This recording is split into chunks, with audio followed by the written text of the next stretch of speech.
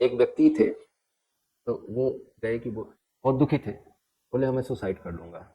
तो सुसाइड करने के लिए जिस नदी के किनारे गए, उसी नदी के किनारे एक महात्मा जो है समाधि लगाए हुए थे। देखिए आदमी सुसाइड करने के लिए जा रहा है, तो बुलाया इसको कि क्यों जा रहे हो नदी में कूदने? बोला मैं सब हार गया, सारा हमारा खत्म हो गया, हमारी पत्नी ने हमको छोड़ दिया, हमारे बच्चों ने हमको छोड़ दिया, अब मेरे जीवन में कुछ बचा नहीं, मैं जीकर क्या करूंगा? तो बोला ठीक है, तुम्हारा सब खत्म हो गया, कोई बात नहीं है, आज रात भर जी लो, कल मर जाना, और आज रात में जी लो, और मैं चलो तुम्हारा हमारे गांव का जो राजा है मेरा जानने वाला है, मैं उससे आपकी कुछ व्यवस्था करवाता हूँ। तो राजा के पास लेके गया और कान में धीरे से कुछ बोला, राजा के कान में सन्यासी धीरे से कुछ बोला, राजा बोला 5 लाख। सन्यासी आया जो मरने जा रहा था, उससे पूछा, उसके कान में बोला कि राजा तुम्हारी एक आंख 5 लाख में ले रहे हैं, दे दो अपनी एक आंख, 5 लाख रुपए राजा तुमको। बोला हाँ, आंख कैसे दे देंगे? फिर वो जाके राजा के कान में कुछ बोला, राजा बोला 10 लाख। फिर सन्यासी आके कान में बोला कि तुम्हारी दोनों आंखें ले लेंगे लेकिन 10 लाख दे रहे।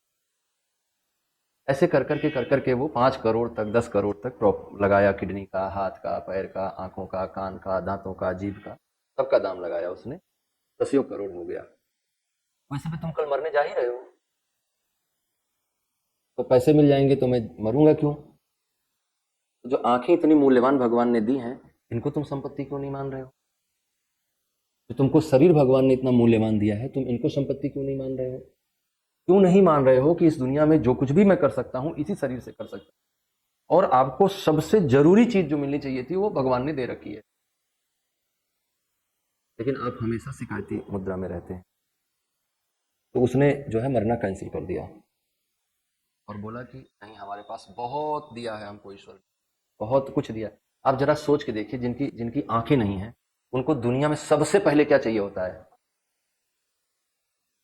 पैसा नहीं चाहिए। पैसा का देखेंगे क्या करना, पहले आंख मिल जाए ना। और तुम्हें जो मिला है उसका तुम्हें कोई मूल्य नहीं है। तो ये तुम्हारी सिर्फ गलत तरह से ईश्वर को देखने समझने की प्रवृत्ति का परिणाम है।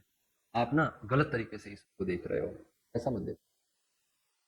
ऐसे देखो कि उसने इतना कुछ दिया है, अच्छा वो कभी आपको उसने अलग नहीं किया, हवा ऐसी कभी नहीं चलाई जो आपको ना लगे, केवल अमीर आदमी को लगे। ऐसे कभी उसने धूप नहीं बिखेरी जो आपको ना लगे किसी अमीर आदमी को ही धूप मिले, या अमीर आदमी को ज्यादा धूप मिल जाए आपको कम मिल जाए। कभी उसने ऐसा प्रकाश नहीं बिखेरा जो किसी खास आदमी को मिल जाए, किसी खास आदमी को ना मिले। उसने कुछ आपके लिए अंतर नहीं, सारे, हाँ, सबके लिए उसने बराबर किया। सारे अंतर आपके अपने बनाए हुए हैं। तो आपको ना ईश्वर फुल होना चाहिए, वहां कुछ पाने के लिए नहीं जाना चाहिए, वहां हृदय में करुणा भर के जानी चाहिए, प्रेम भर के जाना चाहिए, समर्पण भर के जाना चाहिए कि क्या दे दिया आपने, एकदम मजा ही आ गया।